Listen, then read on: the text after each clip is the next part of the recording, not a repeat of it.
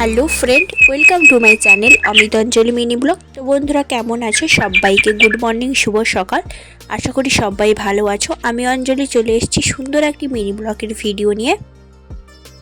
তো বন্ধুরা ভিডিওটি স্কিপ না করে সবাই দেখতে থাকো।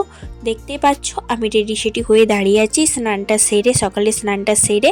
তো এই দেখো রেডি হয়ে দাঁড়িয়ে আছি ড্রেসিং টেবিলের কাছে। তো মাথাটা চিরুনি করছিলাম। তো মেয়েকে খাইয়ে দিয়ে স্কুলে পাঠিয়ে তারপরে আমি স্নানটা সেরে ফেলেছি। এই দেখো তোমাদের দাদাভাই এখনও 9টা বাজতে যায়, এখনও তোমাদের দাদাভাই নাক ডেকে ভোঁস ভোঁস করে ঘুমোচ্ছে। 10বার ডাকলে উঠবে না, যাই হোক ও ঘুমিয়েছিল। তারপর ঘুম থেকে উঠে খাওয়া দাওয়া করে একটু ঝিমিঝিমি বৃষ্টি এসেছিল।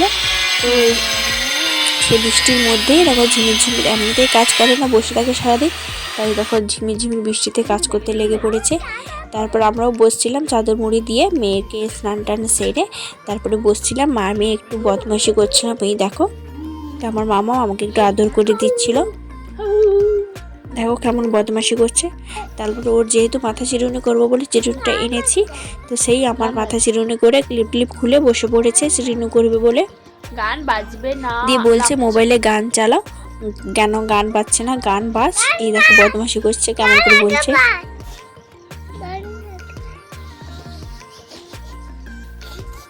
তো ভীষণ বদমাস, পাগল নাকি রে? তুই কি পাগল? তো যাই হোক মেয়ে আর মা মেয়ে মিলে দুজন মিলে বসছিলাম, বদমাশি করছিলাম। ওদিকে তোমাদের দাদাভাই কাজ করছিল, তো সেই জন্য এখানে বসেছিলাম। তো তারপরে দুপুরে এক জায়গায় খাবার নিমন্ত্রণ ছিল, আমরা বেরিয়ে পড়েছি তোমাদের দাদাভাই আর আমি। দেখতেই পাচ্ছ মাঠের মাঝখান দিয়ে যাচ্ছি। এই যে মাঠের দুদিকে দেখতে পাচ্ছ এগুলো হলো বাদাম চাষ হয়েছে, মানে বাদাম লাগানো হয়ে গেছে। তো বাদাম গাছ এখনো ওঠেনি, তো যেহেতু জল দেওয়া আছে, জল দেওয়া হয়নি, তো জল পেলে আর 5-7 দিনের মতো পরে উঠে যাবে। তো দেখো বন্ধুরা চলে এসেছি যেখানে খাওয়া দাওয়ার আয়োজন ছিল। তো কত মানুষের খাওয়া দাওয়ার আয়োজন আছে দেখো বন্ধুরা, তো দেখলেই তোমরা বুঝতে পারবে কত মানুষের খাওয়া দাওয়ার আয়োজন আছে। তো তোমাদের দাদাভাই ভিডিওটা করছিল। তো তারপর আমরা বসবো বলে দাঁড়িয়েছিলাম, প্রচুর মানুষের ভিড় এখানে।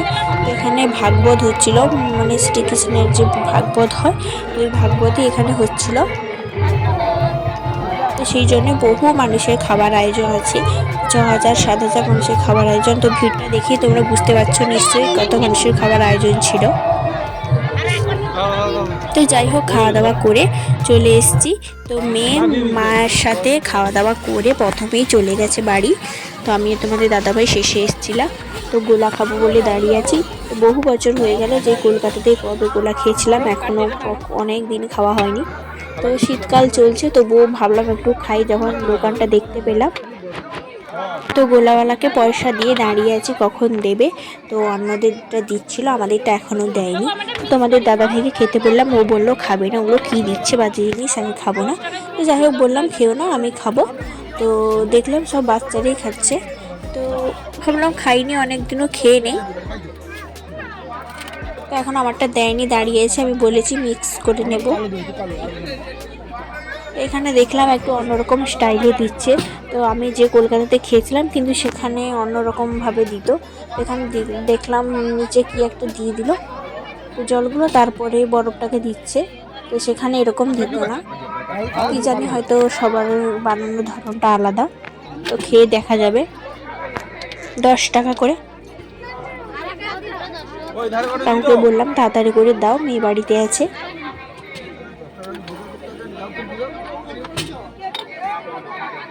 মনে হয় আমারটা বানানো হচ্ছে, দেখি কি করে। নেক্সটটাই মনে হয় বানাচ্ছে।